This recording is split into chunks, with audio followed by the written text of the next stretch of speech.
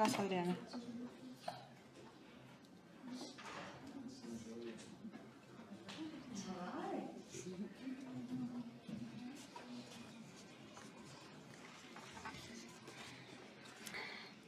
Good evening. Buenas noches. Welcome to the Jordan Schnitzer Museum of Art. I am Dr. Adriana Miramontes Olivas, Curator of Academic Programs and Latin American and Caribbean Art.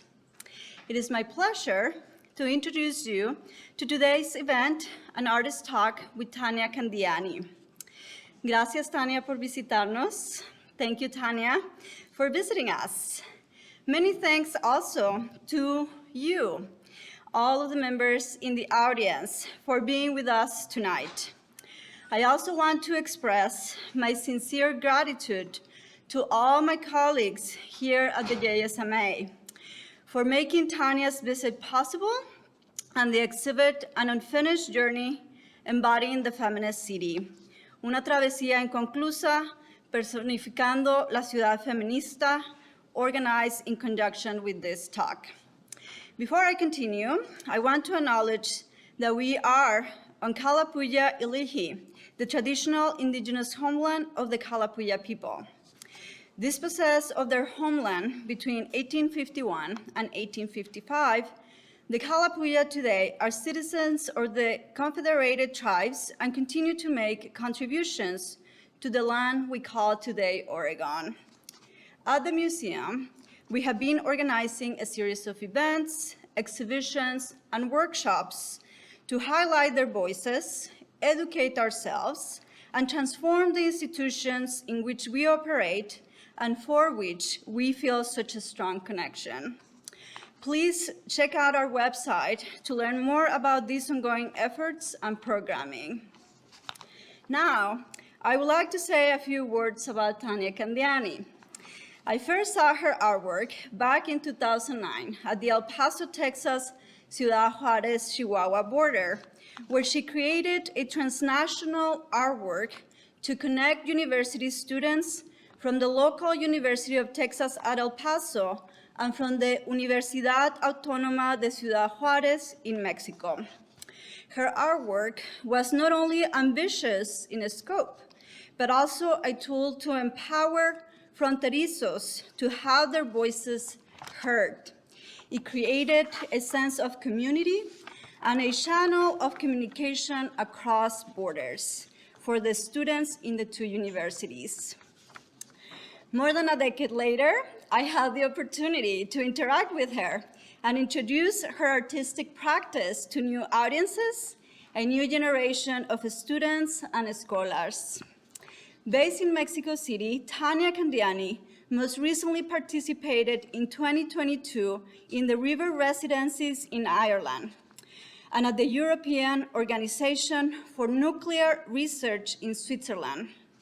Other residencies include Artista por Artista in Havana, Cuba, the Residency of Production in Kochi, India, and Proyecto Lara in Bariloche, Argentina.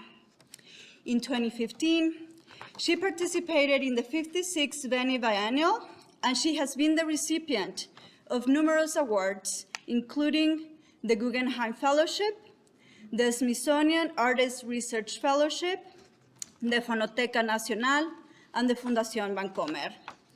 Her recent solo exhibitions include the Museo Universitario de Arte Contemporáneo, MUAC, at the National Autonomous University, UNAM, in Mexico City, the Centro Cultural de España, and Museo Jumex, also in Mexico City, the Museum of Contemporary Art, Denver, the Contemporary Art Center in Cincinnati, Arizona State University Art Museum, and Espacio Odeon in Bogotá, Colombia, to name a few. Her artwork is in the permanent collection of the Mexican Museum in San Francisco, the San Diego Museum of Art, the Museum of Latin American Art in Los Angeles, the Centro Cultural Tijuana in Tijuana, Mexico, Museo Amparo in Puebla, and the Instituto Nacional de Bellas Artes. Please join me in welcoming Tania Candiani.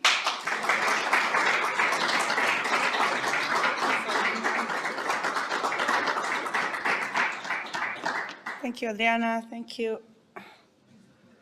Thank you, everyone, and thank you for the invitation. I'm very happy to be here. I was happy to was able to see the exhibition today before the museum opens, very early in the morning. Thanks to the installers that made an amazing job, and thanks to the audience to be here. Okay, it's always a bit difficult to start a talk and a conversation about my work. I started as an artist without studying art. I am a self-taught artist, and I started and lived in Tijuana, Mexico, so I'm a border girl. I have the North Mexico in my soul.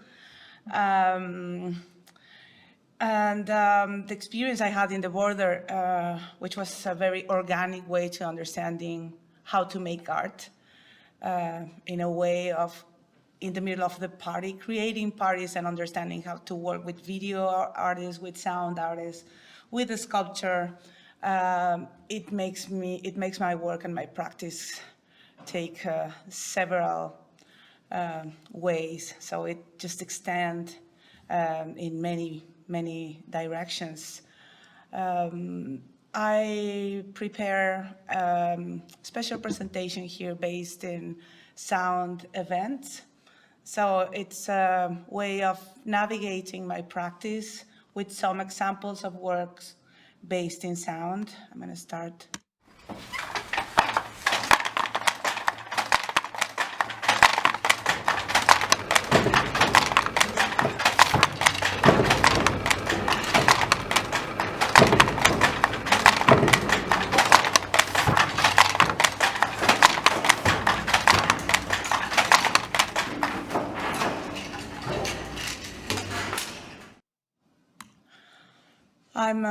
I started thinking about sound without knowing. Actually, I was doing sound pieces, loud ones in the border, but without recording the result of it. As, for example, this one, which actually was the last group of works that I did in Tijuana before returning to Mexico City, where I born and where I live now. And this was based in it's a performance executed by a couple of marching bands, directed by one only director. If any of you know about the marching bands, they are very, they fight all the time to be the one that wins the competitions and that. And it was a very interesting way of collaborating with them, and they decided to choose a one only director to create this performance where they play different sounds. And the people in the beach, this is the beach in Tijuana, and the border goes inside the water, and what is in the other side is San Diego. So they play this sound that we can't hear because I never recorded. And they gave the instructions to people to lay these structures that are actually for buildings as a way of stairs to cross the border. I also did these site-specific installations. This is the Desierto de la Salada in Mexicali, also in the border, where I locate 1,000 alarm clocks in the desert. And the sound was almost imperceptible because we were in a very, very open space. But the video piece actually is not about the sound of the time, but about the way the light and the shadow changes with the time on the clocks. But based on this group of works, several years after, I was invited by Carla Hasso, which was curator at Laboratorio Arte Alameda, which is a very important museum in those days devoted to art and technology and sound. And she said, look, Tania, I think you have the sound in your mind. In a way, I think that you're going to be able to make an exhibition about sound. And I start considering that, and I find out that actually there was sound in my work, even though I wasn't recording it. So this was the first piece. This is 2012, when I work actually with a work based in the idea of the sound of time. It's a tower about 20 meters long. I don't know that in feet, but it's going to be, I don't know, it doesn't matter. But each trumpet has the sound, has the speaker. It was installed in a hotel, and what you was able to hear was this. I'm a collector myself, so I collect several old objects, and I'm obsessed with mechanical clocks. They're beautiful. They have to be just mechanical, not battery, and just from a certain period, the ones that you have to.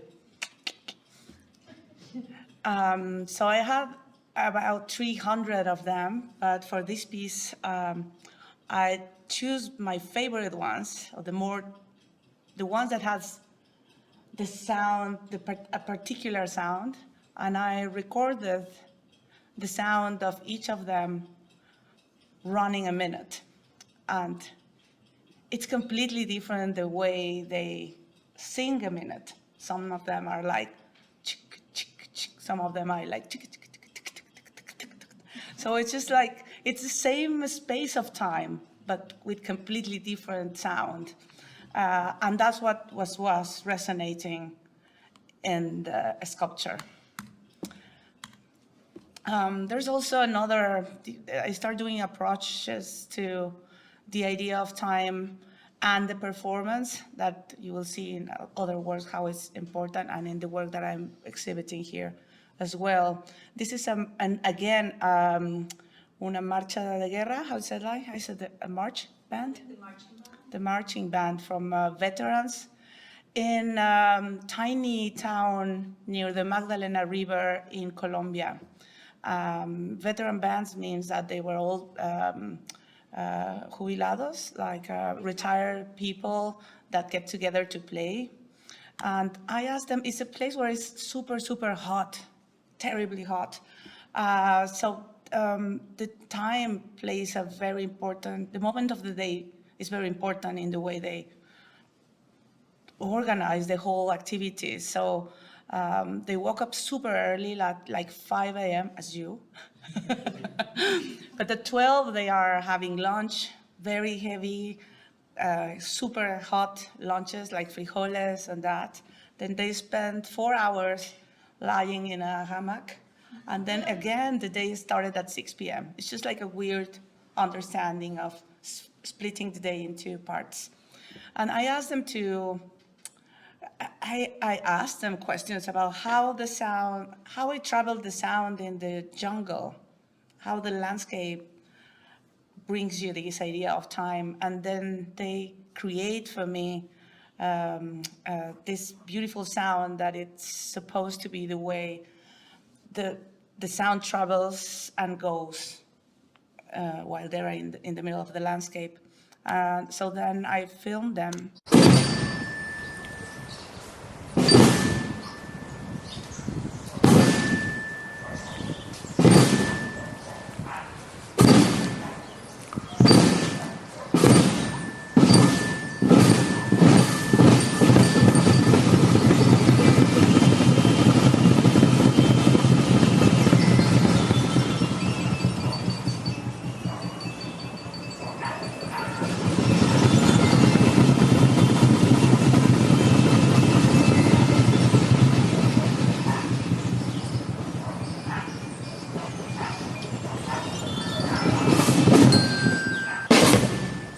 So you'll see how it works. Then they start moving and playing the same composition as the hands of a clock.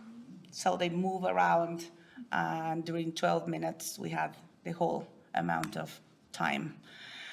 Time always present and always technologies, and I've been very.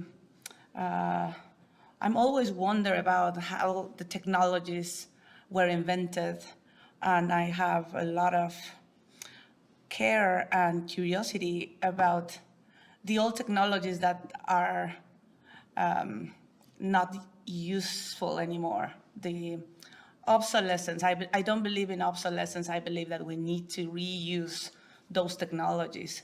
So when Carla Hasso, the curator I mentioned, invited me to have this exhibition about sound, she proposed me to make a piece, and I thought she was offering me just part of the museum, I don't know, like one room in the museum, and she said, no, I want you to work a whole exhibition in the whole museum, the entire space that used to be, it has a very particular story because it looks like a church. And it used to have a belfry, and it used to have a choir with an organ and that. So I start thinking about the story of the museum. I work a lot based in research, so I dig in the story of the places in order to find stories that ring me and make me be curious about it. And that's the starting point of each project. So in this case, this piece is an embroidery machine that you can see there's the confessional booths over there. So people were invited to confess their secrets in these booths. And then those, the words and the confessions were converted into pulses, electronic pulses. And then the embroidery machine embroidered those secrets, but in a calligraphy related with the graffiti. So there are tags. So in a way that they kept the secrecy of that. And this is because that space in particular also used to be a place for the Inquisition. So there are several layers every time related with that. This is also part of the same exhibition. The exhibition was named Cinco variaciones de circunstancias fónicas y una pausa, long one. 5 variation on phonic circumstances and a pause. So I decided to bring back to the belfry the sound of the belfry and all the meanings of the campanas. The bells has been very important, like for calling people to war, for calling people to march, to protest, of course, for telling the past of the time. So there was no more bells over there in the tower, so I installed these big altavoces, which are not the speakers, but these kind of big things that are used in some churches. I don't know if here in the United States, but in Mexico, many churches has these electronic speakers instead of bells.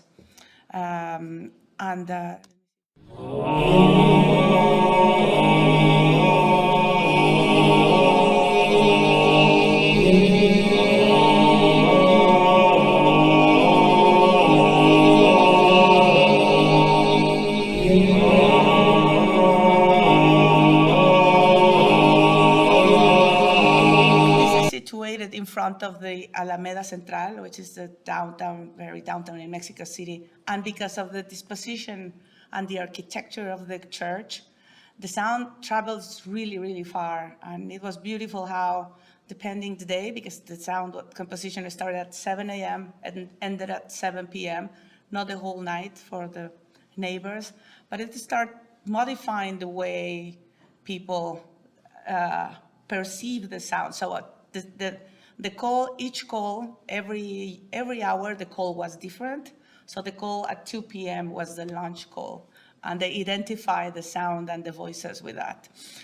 This is part of the same exhibition as well. This is the organ, and of course you can see that the choir is still there, and it was where the organ used to be. But in this case, I decided to invent this kind of instrument that pronounces language. So the organ is a musical instrument, but what you play on it, it's the phonetical particles of language. There are not phonemes, there are like syllabus, no? Syllabus phonéticas, phonetic syllables. Of course, the first time I showed this piece, it speaks in Spanish. So it has a couple of keyboards. One keyboard, which is a piano keyboard, which has 2,000 and something, 2,300 something particles, sound particles to pronounce the Spanish. Then it was translated into English, and then it ended up translating into Russian because it travels to Russia, to Moscow and St. Petersburg. And it's very curious how the intonation of the languages gives such a personality to the organ. In Spanish it was like a kid voice, like a very young kid though speaking. In English was more sexy somehow. And in Russian was more like an opera singer. It was just very martial and hardcore, very, very musical quality of the language. Maybe because I don't understand in Russian, but I believe that it has that resonance. The second keyboard of the piece is a typewriter. I don't know if it's visible, but the people that is able to read musical scores, they would found printed scores with different fragments of science fiction texts. So if they follow the score for playing the keyboard, the organ pronounces the science fiction fragments. And if they weren't able to play the score, they were able just to play the keyboard as everything, like with sound. But also they were able to typewrite, and then every time they pull the card of the typewriter, the machine pronounces using those big tubes. And the resonance was amazing. This is the organ. Sueño que soy un robot, sueño que soy mejor general, sueño que soy un volcán, sueño que soy humano compatible, sueño que soy un adolescente afgano.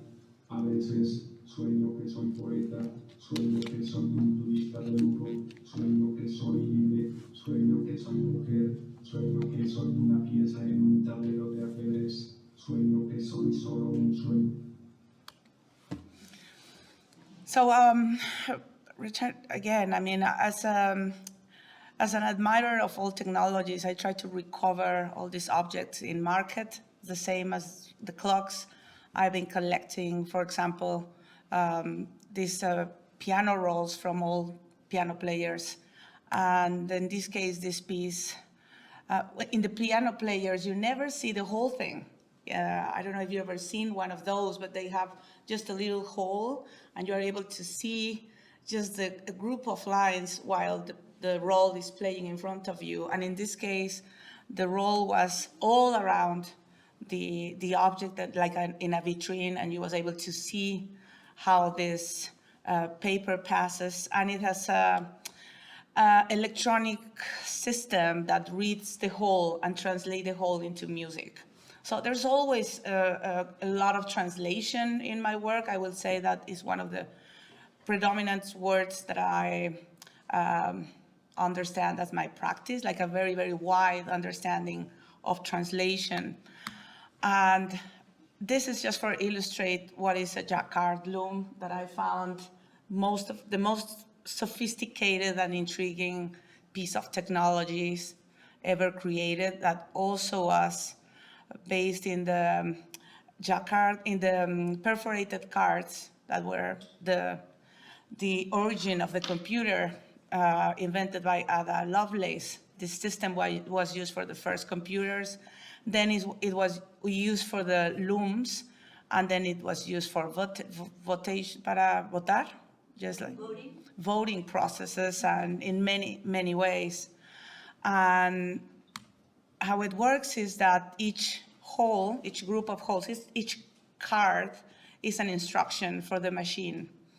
So the machine, all the needles of the machine passes and hits the cardboard, and then the needles that goes through the holes are the ones that are embroidering the details. So if you want to embroider, let's say, a column that is a beautiful column with details, then you have to find a way to make the drawing separate in each group of threads. So I had chance to work with these machines in Ecuador, in Cuenca, when I visited the Cuenca Biennial for first time. I think it was 2012 13 or so. Most of the jacquard looms are not even in good condition. They were just destroyed. But in some places they are kept in museums. But in this case, I just visited a factory where the owner, just because he loves the mechanism, he kept the machines in function. 5 people was every day working in those machines to make it work. And he allowed me to use a beautiful loom to embroider this phrase, which is handmade, hecho a mano, in order to talk about how the handmade embroider was passed by the technology of the mechanical embroider, and how the mechanical embroider was passed out by the electronic ones. So it's a piece that talks about these processes of overstepping technologies. And also I add another layer, and I bring an artisan into the museum to embroider by hand with a loom the instructions of embroider by hand. So I'm really interested in finding ways to using the same materiality of the theme I want to discuss. So the concept needs to be, in a way, addressed with the material. And that's the outcome. Like after several iterations of that idea, I ended up creating this machine, which works as an instrument as well, which plays the set of cards that I use for the embroidering of the hecho a mano thing. It's placed in this machine.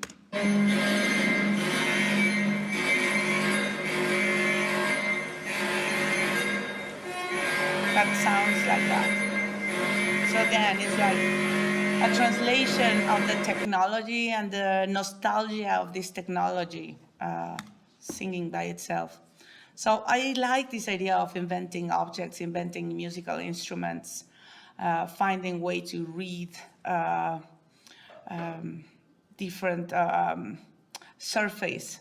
And in this case, this piece reads engraving plates. Engraving plates has this is a record player.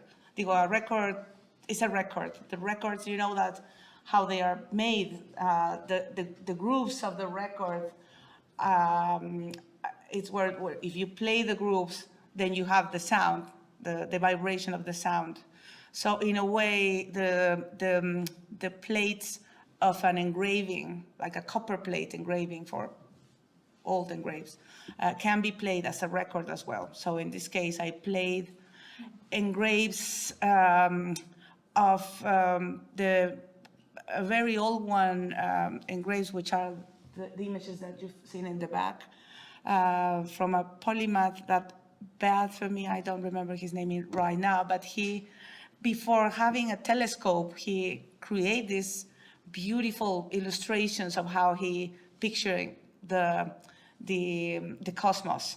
And some of them are very similar of the images that we got with the first telescopes. And I will remember the name at the end of the talk, hopefully. So in terms of more instruments, I created a group of instruments based on looms. This is a regular loom, and instead of having the urdimbre, the thread, and the ¿cómo se dice? La lana, instead of having the textile on it to embroidery, I decided to switch that and put some strings on it. And this is a more, this is the evolution of that instrument, and it was created in India with a luthier from India and a luthier from Mexico. And you was able to play it from both sides. And it has the sound of the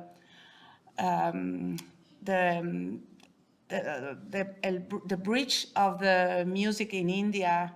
It makes the sound more high pitch than the bridge of the string instruments in the Occidental music.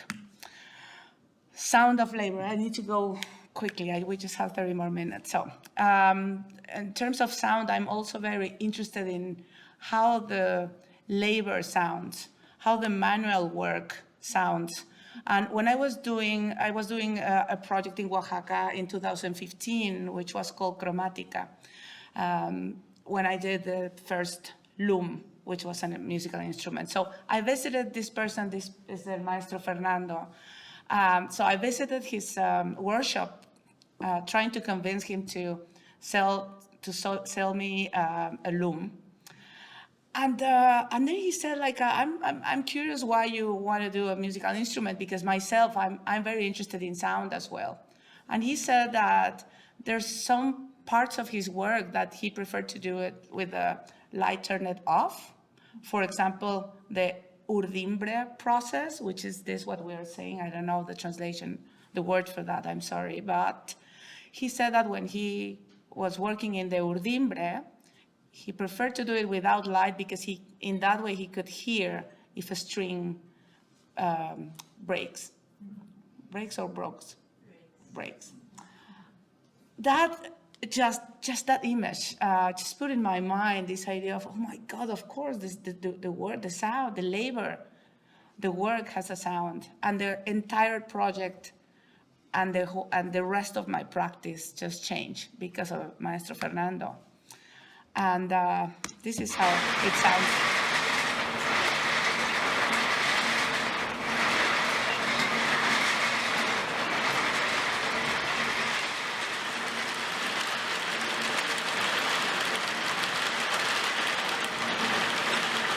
Can you imagine if something broke like that?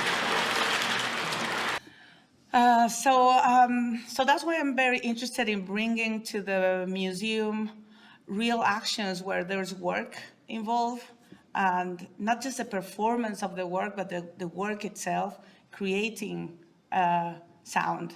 So this is some images from Chromatica, where a weaver stays for 5 months in the museum with this huge loom that I don't know if you ever heard about. I mean, hear one of those while working, but they need to use the two big wood parts are like crushed in a moment, and that sound is just like resonates in the whole museum, and it's so beautiful just to arrive to a place which has this emotion of the work on it. And I also created in the museum for the same exhibition, we produce indigo blue in the museum that also brings this kind of amazing sound. And I'm going to be I need to start going quick here.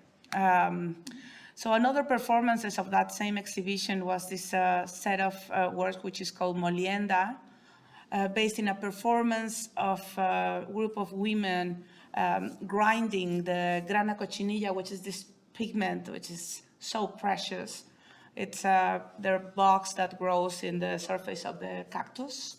And it has a very interesting tradition and history, because actually it was more precious than gold when the Spanish came to Nueva España, well, to Mexico and what is called now Mexico. It was the trade that was more profited for them, gold and grana cochinilla. So it's a very interesting way to think about the history of colonialism. And I can't extend on that because we will need a couple of 2 hours for that. Again, this is another example of this kind of work based in labor. And this is an archival image from a factory where they built these balloons that were one of the main attractions during the 19th century when the world exhibitions happened. So this exhibition happened in a museum in Mexico City, which is called el Museo del Chopo. And that building was originally in Germany, and it traveled to Mexico in a ship. And in Germany, back in Germany, it receives some events of a World Fair. So I tried to connect that story of the balloon and the World Fairs, the wonder of the World Fairs, and the story of the building itself. And I installed a workshop studio with these seamstresses that were specialists. They know how to make balloons, and it's how they make the living. And again, it's the sound. So in this case, the public was visiting the museum, and it depends the time of the day when they arrive. They were able to hear and see how these women, they were working.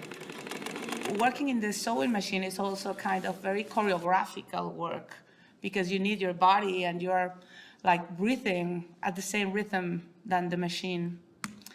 And the piece ended up as a beautiful balloon that was the day of the opening. We get the permission to ¿cómo se dice? Inflate the balloon and use real fire to make it fly inside the museum space, and was truly amazing as a kind of a gesture to connect with that moment of history where the World Fairs, the moment of wonders, right? Then the piece was exhibited, just fitted out with neon gas. I'm gonna skip this piece, even though it's beautiful. This was made in Cuba. No, I will not skip it. And this woman, Adriana, I met her, and she was very interested in recovering this beautiful kind of it's a textile way of weaving with sticks. But because she was in Cuba, there was no such a thing. Those sticks were like super, super difficult to get. And she was doing that with pencils, which is just like a very poetic and powerful and a little bit sad as well gesture. So for the biennial, not this year, the last year, I don't remember, I think it was 2018, I did a project which was called El Sonido de la Labor, the sound of labor, and this was one of the performances that were part of that exhibition. It sounds beautiful sound.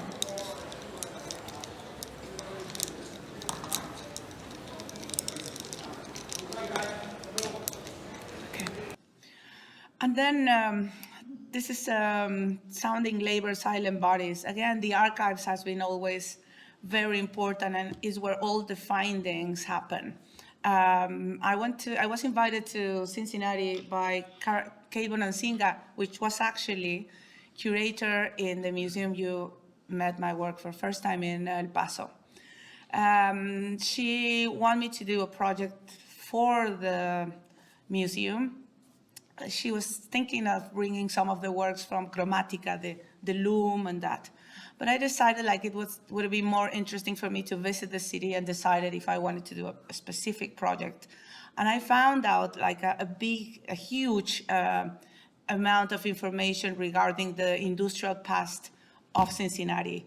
During the 19th century, Cincinnati and Chicago were fighting to become the industrial city in the United States. And for few years, Cincinnati actually receives or welcome the industrial fairs. So again, it's connected with the industry, and so they are very proud about the industrial past in the city. So since my arrival, I found these murals created by an American painter that I'm very bad with names. You notice already, but these artists represent the different moments and different industries in the city with beautiful, huge mosaics, full color. And then I found out the photos he used for those murals. And what I discovered is that he erased the women from the murals. So in the murals, the women were disappeared. So I did several pieces. I will just show one of them, which is for industries. And it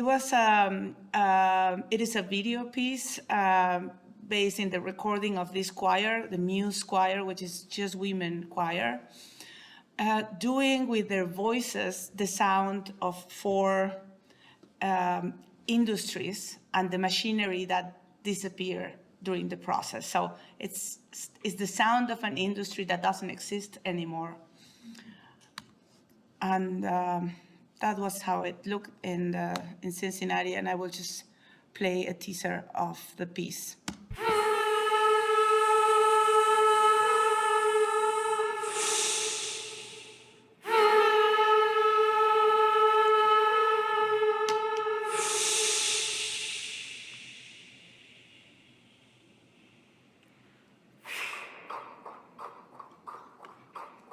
That's a cart in a foundry. This is the printing.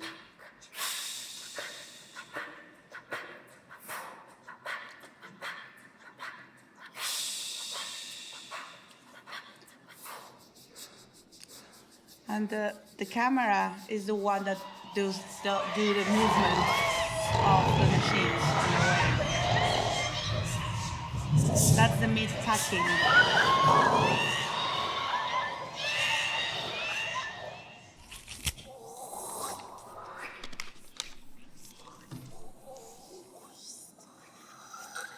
So it's an 18 minutes video, 18, right? But this is just 1 minute teaser. This is the woodworking.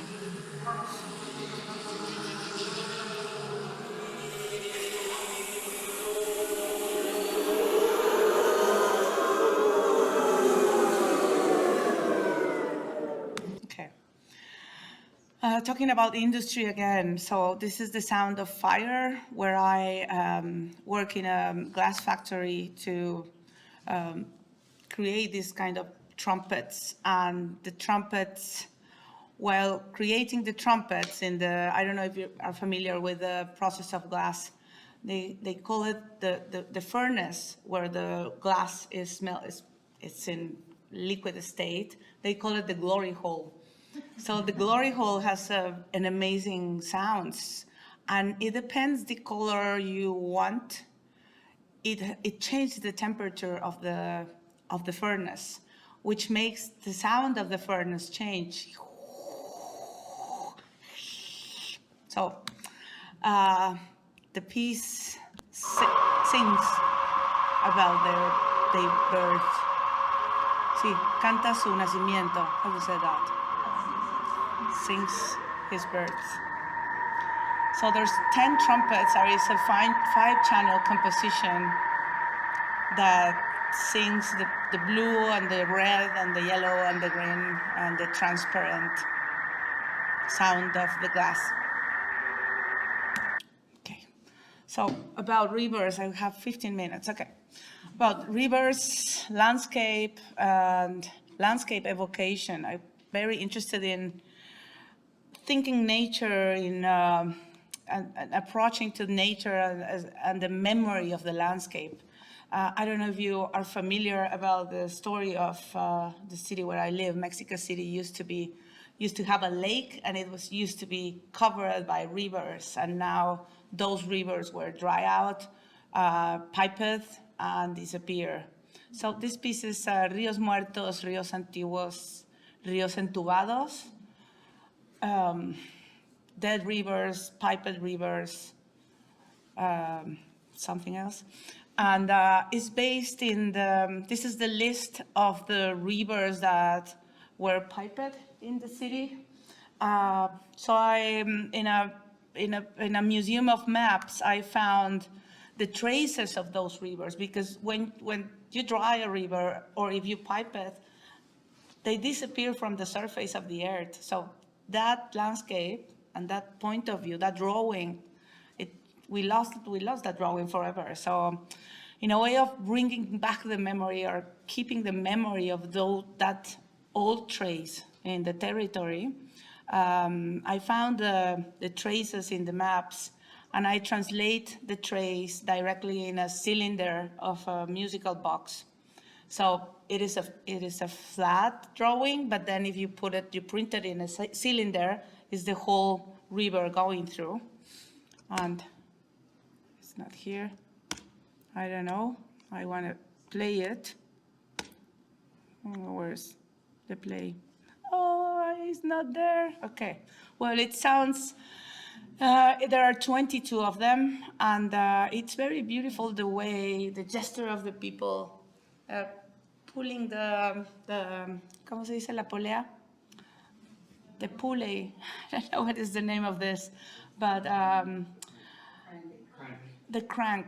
Yeah, this tiny crank, and it's like a little belly of the river that it sings their own trace.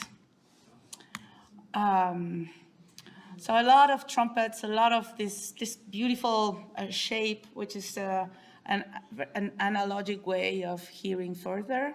So even though with a cardboard or paper cup, you can create a kind of beautiful, I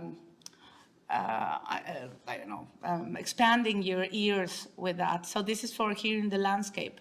And it was located in a beautiful spot where there was the typical objects that you can put an euro on it, and you can see further, but there's nothing to hear further. So this is the landscape sound amplifier.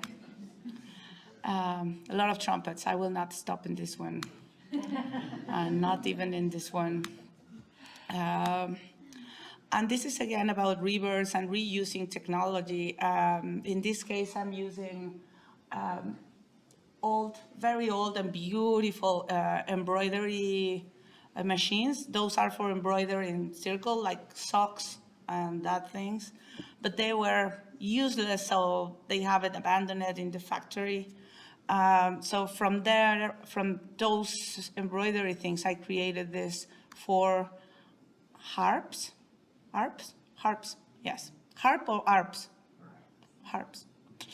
And this city, this is Cuenca in Ecuador, because they invited me twice to that biennial.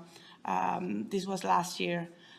Cuenca take care of the rivers. They have 4 rivers that are beautiful and clean and go through the whole city, and they have the knowledge to taking care of them. Actually, it's in Ecuador as well, where they give not a political entity, but they granted the right for the rivers. So if someone polluted the river, someone can help the river to demand to put a sue on the factory because it has rights, which is so important. So yes. So as you can see, this is a chant for the rivers, and it has a feather that touches very slightly the chords, and the chords goes through the harp, and the harp has the shape of the river. Again, this idea of having the drawing of the river from above. I'm gonna keep going. This is the Larpa Eólica, aeolic harp. And this is a permanent installation in El Valle de Guadalupe, the Guadalupe Valley in La Baja. The sound is very crazy. That's the sound of the strings just vibrate with the wind. And if one starts vibrating, it passes the vibration to the other ones, and this creates this kind of outer world sing. And this region used to be covered by water, so it was crazy because I just found those boats abandoned in the middle of the landscape. And I had a very, very short budget, and it was so nice to use them as a resonance and also as a ancla. How to say ancla? As a anchor, yes. Because the strings, as in a piano, you need something like really, really heavy for the pressure you need to to create a string instrument. And this is Konica. I have 8 minutes. Okay. Konica was made in Bogota with the knowledge of a group of indigenous, which are amazingly, it's amazing how they fight to keep their knowledge. They were displaced from the territory, and they believe that the territory where they live, it's where the cosmos started. So they live in the Sierra Marta, Sierra Nevada, which is a little mountain, a beautiful, not little, a beautiful mountain. And in their tradition, the world is symmetrical, like in the surface, and then everything that is in the surface has to be symmetrical above. Yeah, above, yeah. Under, yeah. And they live in these constructions, which are houses with this shape. And they sit inside those houses to, it's not praying, they sing and they do all this kind of, they pronounce ways of curing and healing the earth and our territory.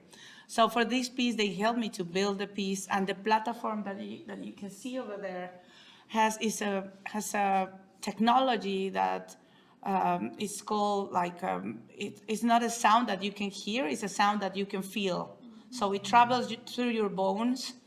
So the same mathematical construction of the cone was translated into sound. So when you're in the platform, you can hear how the sound travels through your body in 5 moments. So in a way, I was trying to translate this image that represents their cosmogony into that piece. And this is Waterbirds, a very recent piece from last year that I did for the Sydney Biennial, which is made with timber collected from rivers in Veracruz, Mexico. And it talks about how the waterbirds, which are migrant birds, travel in all the territory in Australia from different bodies of water all along during all the year. And Australia has a lot of problems right now about migrations. Whether or not we all have in all the world, it's a crisis. And it was a way to speak about how freely the birds can travel the waters and the importance of taking care of the waters. And it has aerophones, which are these ocarinas, which are pre-Hispanic clay instruments, and a technology that pulls air into the ocarina, so you can hear a constant group and traveling of sounds of birds if you walk through the piece. I'm gonna go now. And this is 5 minutes, okay. It's almost done. The sound of the voice, the body, and the ritual. And this is a very important part because the piece that I'm showing here, which is Pulso, it's part of this other group of works that is about how the body can perform and the power that the body itself has to communicate, and more if you're capable to pronounce things. So this is the language of sound piece. I think it was the first time I used this idea of using the sound of a language as music. I mean, Polish language has 5 sounds that are just for the Polish language. I mean, we don't have those sounds in English or Spanish or Italian. So each of these women pronounce those particular sounds to create this chant. And I'm going, I think I'm going to skip. This is Sirens. This was a performance that happens in an abandoned, ¿cómo se dice muelle? Where the ships pier. It's the abandoned pier. And when they build a new pier, the old pier was abandoned, and the whole town just almost died for sadness. So I decided to sing for the pier in a kind of evocation or invocation of the old ships that passed. So we were in the middle of this recording, and I'm just going to play a fragment of this.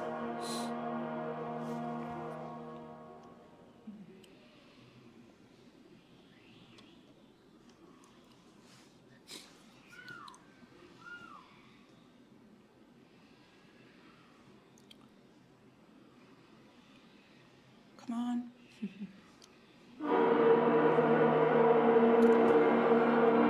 So where we were recording, just this invocation or evocation for the ships, a ship passes, and it was just like very magical and beautiful. We were like, you had it? This is not the same ship, but the other one, yes, it was. So again, the sound, the power of the voice to call this idea of, I mean, we have been pronouncing prayers or pronouncing languages that are close to disappear in order to maintain them alive. This was another piece for the last year. It was, of course, after just in the middle of the COVID.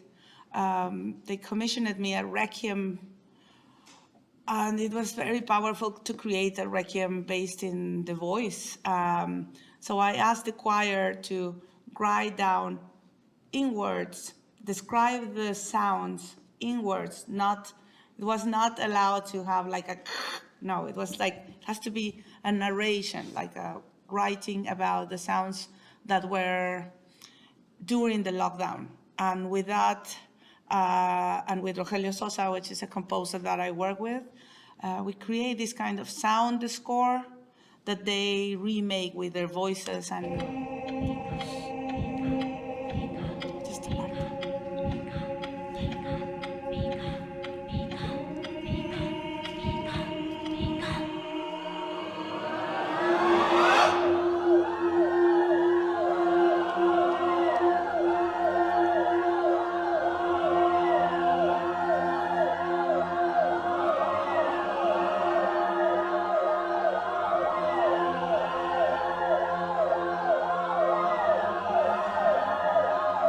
Okay. This is Pulso, which is exhibited here, and I just want to go very quickly on these images because it's nice to know the references about the piece. The system of the subway in Mexico, now it has 13 lines. In those days, it has 12. It has grown tremendously. It's 195 stations there. Now it has 20 more. In those days, women were protesting a lot because it was not safe for us to drive in the subway. It was like every time, I mean, it was very common to being molested in the subway. And what the government did was they just paint the 2 cars in each train on pink. That was ridiculous, and we were very, very, very upset. So I think I put together that rage and also my interest in talking about how the Mexico City was built on the top of this amazing basin. So I it was just a coincidence to have a map of the underground, but you can see that it's completely on the top of what it used to be the lake. Sorry, I have a cough. So this piece is also about recovering the old sounds of the ancient city. And for that, I found out about this instrument that you can see in the video, which is called the teponaztli. Teponaztli is a pre-Hispanic instrument that was played by men just because it's supposed to resemble a vulva with the 2 holes in the top. And they play it to embrace the power of women, the power of reproduction, the power of, so they play the teponaztli before hunting and before war. And it was just amazing to find that information sorry, and make. So I made each a drum for each woman, and the way the performance work is like from the beginning of the 12 lines, they get together and they go through the whole system. They wait for the first train in the morning. They jump into the train, step down in the following station and play the drums. So they play the whole system. And then some of them has to travel, many of them travel to end up in the deepest station in the system, which is Refinería, to emerge all together playing. It was a very emotive and powerful way of bringing the power of women and community in a place. So I don't think I'm gonna play the teaser because the piece is here. So it's much, much better to see that, no, say no. And I'm gonna skip all this, which is about traditional dances and the sound of folkloric dance. I just want to take 5 minutes to end with this couple of projects which are about listening, something that is beyond human. So the non-human, which can be the rocks, the animals, of course. And this piece is called For the Animals. It's a very complicated piece with several our videos, our instrument, and our objects, but the point of departure of the piece is to create sound compositions for 6 species of animals that lives in the Arizona desert and have had interrupted their migrations because of the wall that was built by this person. So I will not pronounce his name. What was important for me was those compositions need to be precisely for the hearing spectrum of these particular animals, because we humans has a very, very poor range hearing, but the animals they can hear much more than us. So the video piece, which is called For the Animals, it talks about this, how we humans can connect and understand other species through our sense of hearing. And I'm gonna... A population of animals, a concert hall, and everywhere. A unique orchestra performs an unmatched symphony, each species sound entering into the score. A highly evolved, naturally wrought, a masterpiece. Then we arrived, we humans, with limited language skills to express what we feel. Then we borrow some lenguaje to convey emotion. Modern humans trying to convince the other creatures that they are all just an extension of one sonorant family. Okay, and this is the most recent piece, I think so, it was part of my exhibition at MOAC, the one you mentioned, Adriana. It's called Preludio Cuántico, and it's based in the idea of finding points of connection between the quantum physics thinking and research and ancient knowledge about the space, entanglement, and that. So it's based in a conversation with physicians in the CERN in Geneva, based in a couple of residencies, a lot of questions, and more that I ask, less that I know. I found out about the poetics of the way the physicist, the theorist, the physicists think. I mean, it's just wonder, and they just invent these beautiful theories, and it's very close to the way we artists think about things as well. And the piece is, it was recorded in Mexico City in a sculpture which is called Espacio Escultórico, a sculpture created in the 60s that in a way resembles the teeth of the big particle accelerators at CERN. It was played by 64 musicians. That's how the installation works. And I'm gonna end up playing this.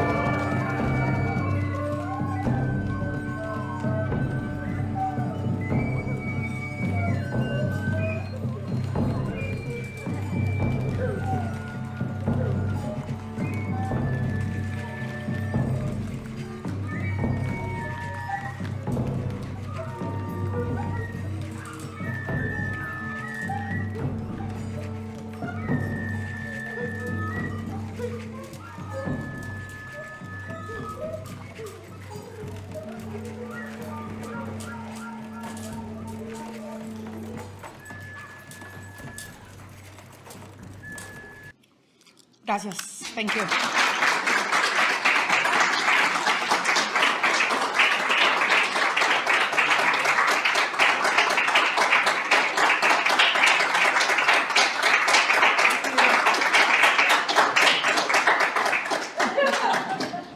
Thank you very much. Tania. Thank I think you. We have a couple of Yes. minutes left for questions. Yes, so please. If you have questions, please. I'm sure there's many. Well, I just wanted to say really quickly that this is an amazing explanation of your work and how it works, but also the objects are absolutely stunning. The objects themselves, which you didn't really talk too much about, absolutely gorgeous and beautifully. They're all different. I was just stunned. I'm making a comment about it. Thank you very much. Thank you. Yeah. Actually, kind of to follow up on his comment, I'm very curious.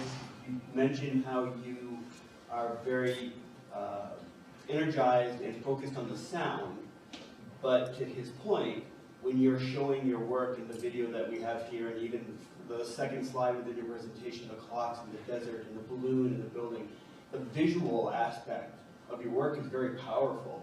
And I'm curious how much you put into that aspect as you do the sound. If there's a complementary aspect to the work with the visual, or is it just happens from? No, I'm very, yeah. I mean, I said that I'm very interested in sound, but that doesn't mean that I'm not interested in the visual. I'm a bit obsessed with it, and but I think we we are teach how to see. I mean, my dad, I remember he was the one who he's the one who teach me to put attention in seeing carefully. So if I drive with him, I don't know, for going somewhere in the road, he stopped in the middle of the road, like, look that charquito, look that piece of water.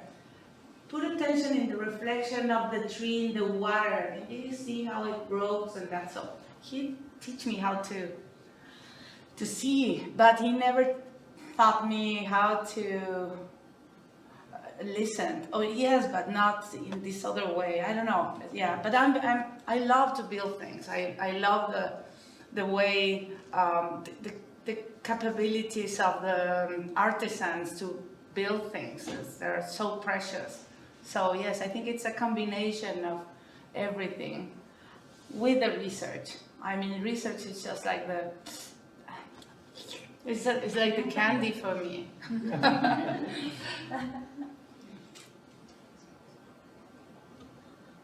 Yes. Yeah. I have a question. Oh yes.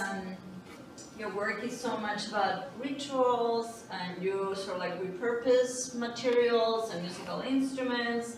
But then there's also this focus on the handmade, right? Like it said in there, hecho a mano. So some of this talk about sort of like a resistance to a consumer culture. So I'm wondering if you could tell us more about the role of the art market in your artwork, or what have been your experiences with it? The market. The It art makes me market. survive.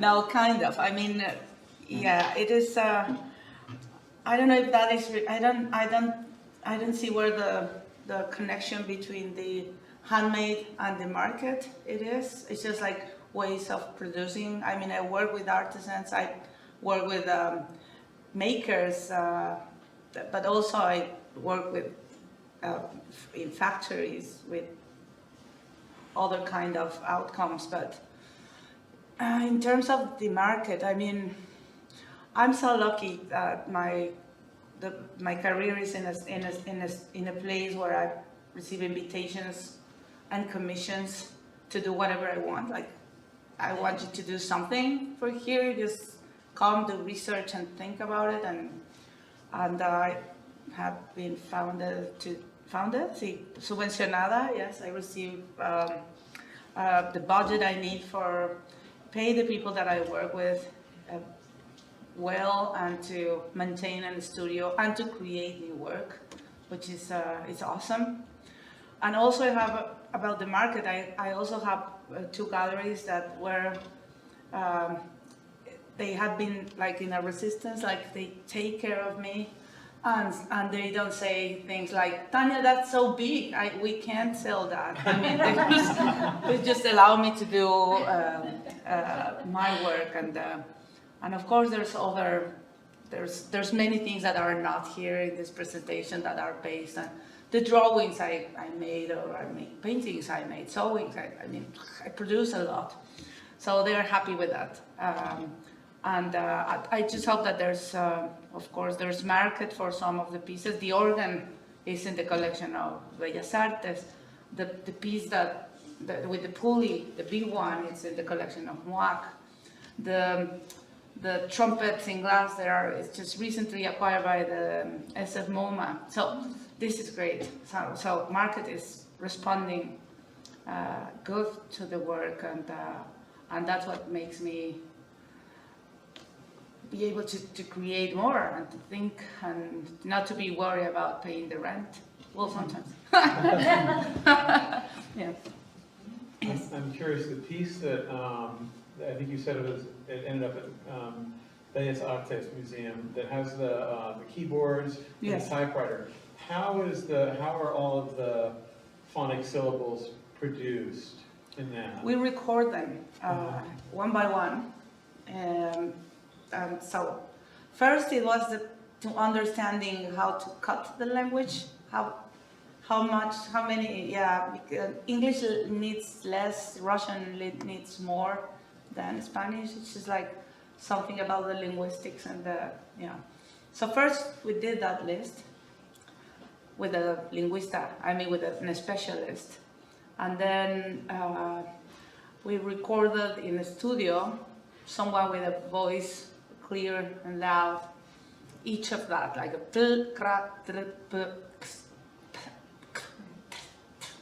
2,000, no? Or the amount of, and that is in a program that it's, we assign it, the keyboard has 64 keys, yeah. But also there's many combinations with different ways of playing, like sostenidos, with the blacks and the blacks. So we had to assign which note corresponds to each sound. And then we had a method, that, yeah.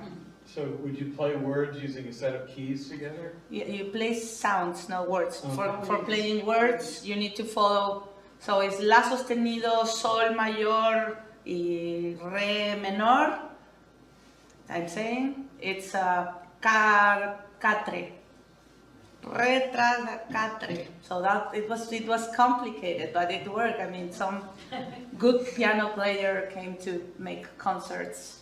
Concert because we needed to make to rewrite the text for that. So let's say I was using science fiction, a text. I made a selection of those, and also with a poetic license. It has to be in first person, so the organ speaks by itself. Anoche soñé. Last night I dreamed of being a computer. So last is like sol, last night. So the player was like following the notes, and it was that how the organ speaks. Yeah, amazing piece. Amazing piece. And the sound was beautiful because you enter. They have also a pre-programmed group of text. So if you enter to the museum and there was no one playing upstairs, you was able to hear because it recognized that someone is going and it start pronouncing Anoche soñé. It's like, oh my God. Yeah, I love that piece. Yes. So we only heard a snippet of that, but if Spanish, English, and Russian, and you did the 2,000 phonemes and you correlated that with the notes, if I was standing there, would I hear the language? Is that what happens?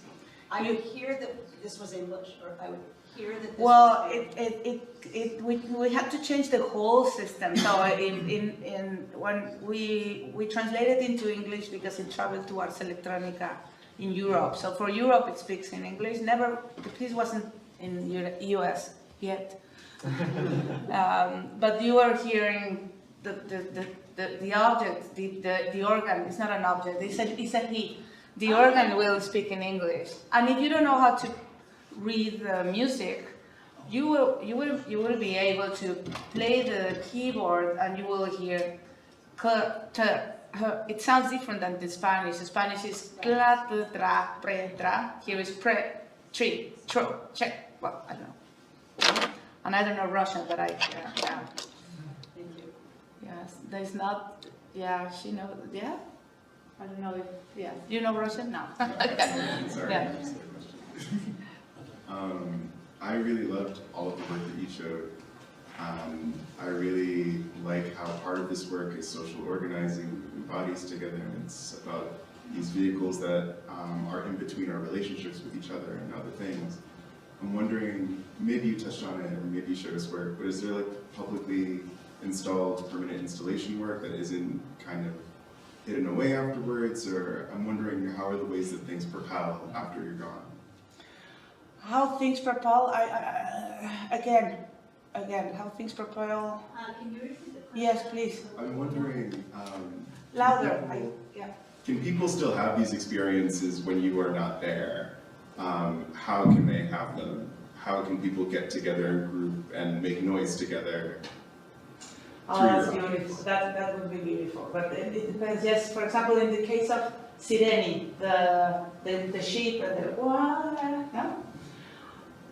the choir would never get together to make the sound of the sheep again, and I don't know if there were more sheep passing through that pier in particular, because it was abandoned. So it was an act of coincidence, and there was no audience there. In the case of Pulso, there were audience there, but it just happened once because it was, the organization of that was madness.